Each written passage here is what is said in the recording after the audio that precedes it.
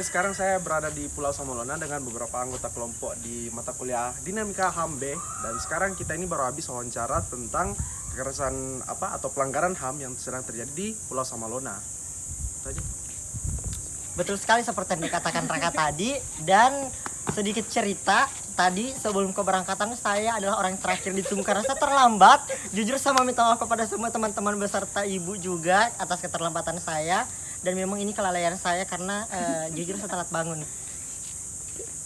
Oke, dan wawancaranya hari ini tuh seru banget guys. Dan juga Pak RT dan juga masyarakat di sini menerima kita untuk melaksanakan wawancara. Jadi mungkin spoiler sedikit ya yang kita temukan untuk wawancaranya hari ini itu di sini tuh masyarakat bagaimana sih ya pelanggaran yang berbentuk fisik tidak ada sih.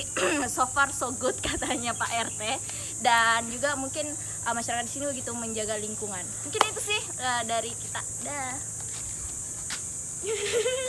Nah, selain ada kelas semuanya, saya Ketri dari peneliti Pulau Kuningaring yang sangat banyak bulu babinya sampai tidak bisa berenang dan kakiku hampir tertusuk sama bulu babi. Oh my god. Hampir kelihatan di bawah jadi. Di saat itu ombaknya sangat besar dan banyak juga rumah yang terbawa oleh arus ombak. Makanya sebenarnya seru, panas tapi adem kampungnya. Boleh datangi.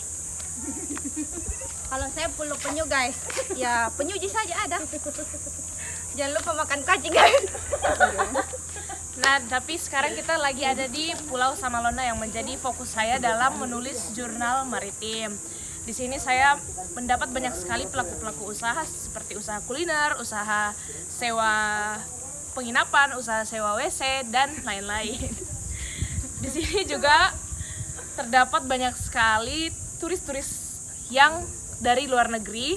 Dan tadi ada cerita bahwa ada satu turis yang setiap tahunnya itu datang ke sini dan tinggal selama 2 bulan karena dia tidak terlalu suka itu kalau di negara asalnya Jerman itu terlalu dingin. Jadi katanya dia kesini setiap 2 bulan sekali.